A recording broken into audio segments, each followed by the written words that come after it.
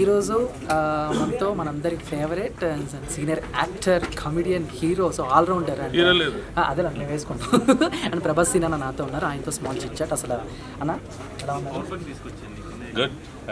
చాలా రోజుల తర్వాత మిమ్మల్ని చూస్తాం, మాకు చాలా హ్యాపీగా ఉంది. సో బేసిక్గా మీరు ఏ సినిమా ప్రమోషన్స్కి రారు, మీరు సినిమా చేసినా కూడా రారు. బట్ ఈరోజు పూరి జగన్నాథ్ గారి వల్ల తమ్ముడు సాయిరామ్ శంకర్ అన్న 1000 తరువే సినిమాని మీరు వచ్చారు ప్రమోషన్ అనుకున్న కారణం ఏంటి తెలుసుకోవచ్చా? డెఫినెట్లీ. అండ్ పూరి గారు అంటే మా అందరికీ చెప్పాను కదా లాస్ట్ టైం, నేను రాజమౌళి గారి తండ్రి లాంటి వాళ్ళు, వి వినాయక్ గారి తల్లి లాంటి వాళ్ళు, పూరి జగన్ గారి వైఫ్ గర్ల్ ఫ్రెండ్ లాంటి వాళ్ళు, మేమందరం ఆయన దగ్గర అలా పెరిగాం. సో సాయిరామ్ శంకర్ అంటే నాకు ఒక బ్రదర్ ఫీలింగ్. అండ్ షూటింగ్లో కూడా తను షూటింగ్ చేసేటప్పుడు సినిమా లేట్ అవ్వడం ఇవన్నీ చూసిన తర్వాత ఏంటంటే డెఫినెట్గా ఒక మంచి హిట్ మా సాయికి రావాలి. ఇది నిజంగా స్వార్థమే, నేను కేవలం రావడం ఏదో గొప్ప అని నేను చెప్పట్లేదు కానీ, బట్ ఐ విష్ నా వంతు పార్టిసిపేషన్ ఈ సినిమాలో ఉండాలని స్ట్రాంగ్గా ఫీల్ అయ్యి సాయి కోసం నేను చేస్తున్న పని ఇది. నాట్ ఓన్లీ సాయి ఈ సినిమా కోసం, అన్ని సినిమాలు ఒకటే, బట్ ఈ సినిమాకి ఏంటంటే ఒక బ్రదర్హుడ్ ఫీలింగ్, ఒక స్వార్థం అనేది నాకు పర్టికులర్గా ఈ సినిమాకి ఎక్కువ. ఓకే. అని ఇప్పటి నుంచో ఉన్నారు ఇండస్ట్రీలో. సో సాయిరామ్ శంకర్ గారితో పరిచయం కానీ, ఆయనతో యాక్ట్ చేసిన అనుభవం కానీ, లేదా అసలు ఆ అనుభవం ఎలాంటిదన్న? డెఫినెట్గా ఇప్పుడు మేము మామూలుగా పూరి గారి దగ్గర కలిసేవాళ్ళం, చేసేవాళ్ళం. ఎప్పుడు ఏదైనా జోక్ ఏదైనా సినిమాలు చూసినా సాయి వెంటనే ఫోన్ చేసి అన్నయ్య భలే చేసావు అది ఇది, నేను ఎవరినైనా అంటే అది ఎంజాయ్ చేయడం, మళ్ళీ తనకు గుర్తొచ్చినప్పుడల్లా ఫోన్ చేయడం, ఈ ర్యాప్ మా ఇద్దరికి ఉండేది. నాట్ ఎనీ హీరో ఈ కమేడియన్ ఇది కాకుండా ఎప్పుడు సరదాగా తనకి ఏమనిపించినా ఫోన్ చేసేవాడు.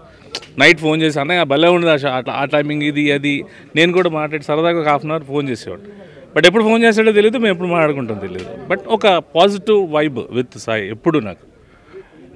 ఓకే. అండ్ ఇప్పుడు ప్రజెంట్ సో ప్రభాస్ సీన్ అన్న లైఫ్ ఎలా ఉంది, ఎలాంటి సినిమాలు చేస్తున్నారు ఏంటి, ఎలా ఏమైనా అప్డేట్ ఇస్తారా ఏంటి అని చెప్తారు? గుడ్ అండి. లైఫ్ ఎప్పుడు కూడా మనం కష్టపడుతూ మన లైఫ్ మనం లీడ్ చేసుకోవాలి. ఎప్పుడు గబ్బర్ సింగ్ లాగే ఉండదు. And at the same time ఆ గబ్బర్ సింగ్ అని వచ్చిన తర్వాత దాన్ని ఎలాగా బ్యాలెన్స్ చేసుకోవాలనేది మనం హార్డ్ వర్క్ చేయాలి. You know now days competition is very heavy and high. ఇప్పుడు దీన్ని ఎలాగే మేనేజ్ చేసుకోవాలంటే మనం చాలా ఫోకస్డ్గా ఉండాలి. Now I'm doing family star చేశాను, తర్వాత ఇప్పుడు హరీష్ శంకర్ గారి రవితేజ గారు చేస్తున్నాను, అండ్ మారుతి గారి ప్రభాస్ గారిది అవుతుంది. అండ్ నెక్స్ట్ ఫ్యూచర్ ఉన్నాయి ప్రాజెక్ట్స్. అండ్ షష్ఠపూర్తి అనే సినిమా చేశాను. ఆ తర్వాత నెక్స్ట్ ఇంకొక మన దుల్కర్ సల్మాన్ గారిది భాస్కర్, లక్కీ భాస్కర్ చేశాను.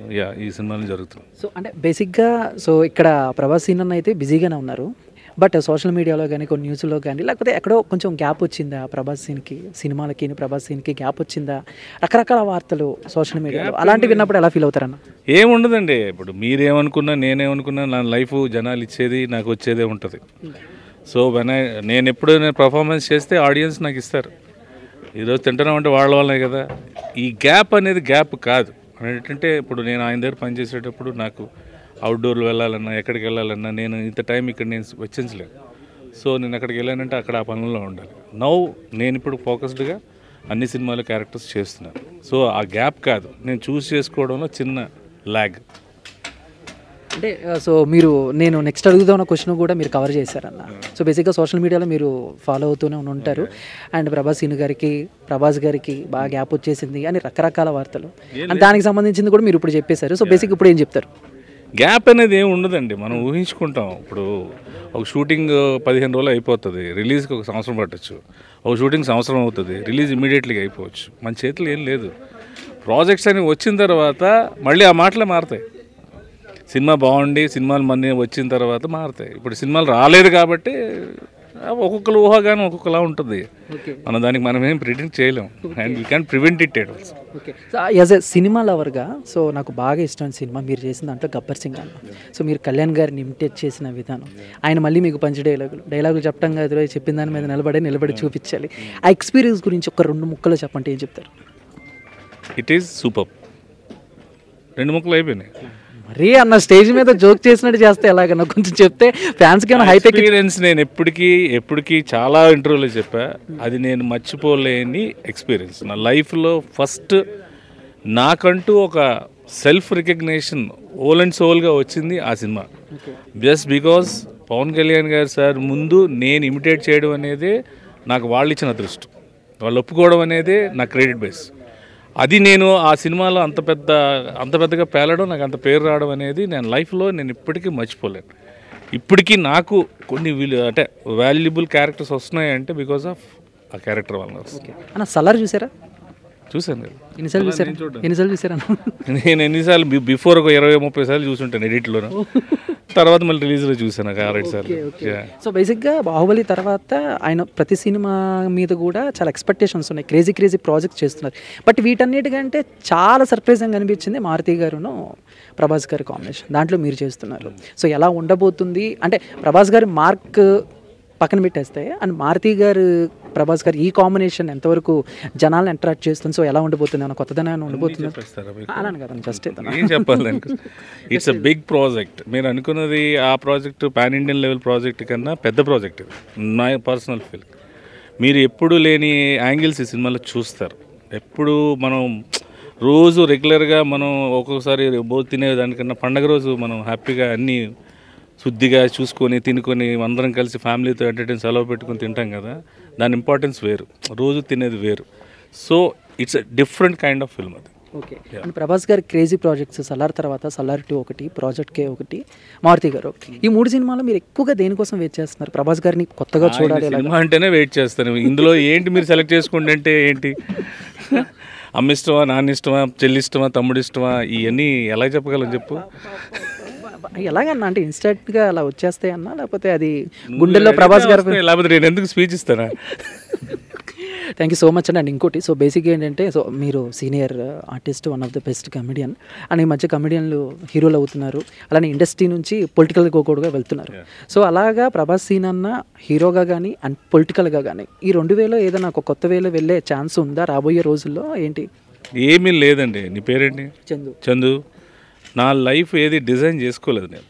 నేను ఇలా అవుతానని అనుకోలేదు, అయిన తర్వాత ఏం చేయాలో కూడా నేను అనుకోలేదు. ఎవ్రీ డే ఇన్స్టెంట్గా ఏం జరగాలనే దాని మీద నేను ఫోకస్ చేస్తాను.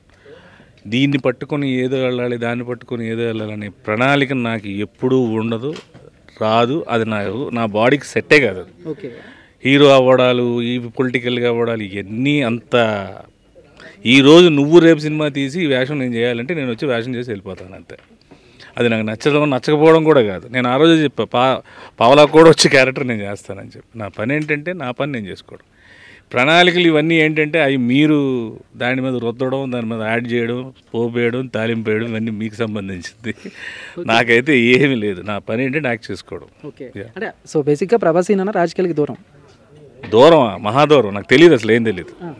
I don't know. మామూలుగా ఎవరైనా అడిగితే సపోర్ట్ చేయటంలో ఇలాంటివి ఏమైనా ఉంటాయన్నా అవి కూడా అమ్మ వద్దురా బాబు ఎందుకు? నాకేం తెలియదు. నాకు అసలు శ్రీకాకుళంలో ఉన్న నా నాయకులందరూ తెలుసు, నాకు ఎక్కడ చాలామంది నాయకులు తెలిసిన, నేను ఎక్కడికి వెళ్ళను, నాకేం తెలియదు. ఎందుకంటే సరదాగా ఉండడం నాకు ఇష్టం. అది అందరూ తీసుకోలేరు. చందు నువ్వు కామెడీ చేస్తే నేను అది సరదాగా అంటాను. అది నువ్వు మామూలుగా ఇద్దరం ఫ్రెండ్స్ అయితే తీసుకోగలను. క్యాడర్ పెరిగింది అనుకో తీసుకోలేరు. ఒకవేళ వాళ్ళు తీసుకోలేకపోయినా పక్కన వాళ్ళు సార్ ఏంటి సార్ అలా అంటున్నాడు ఏంటంటే ఇవన్నీ మనకి ఎందుకు భగవంతుడు ఇచ్చాడు. మీరు చూస్తున్నారు, 4 డైరెక్టర్లు 4 వేషాలు ఇస్తున్నారు, 4 సినిమాలు చేసుకుంటున్నాం. సంవత్సరంగా 5-6 సినిమాలు చేసుకుంటే చాలు కదా. ఇంకా ఎందుకు దేశం అది ఇది. థ్యాంక్ యూ సో మచ్ అన్న. క్లారిటీ నాకుంది, నీకు వస్తే చాలు. ఇప్పుడు మాకు వచ్చేసింది అన్న. థ్యాంక్ యూ అన్న.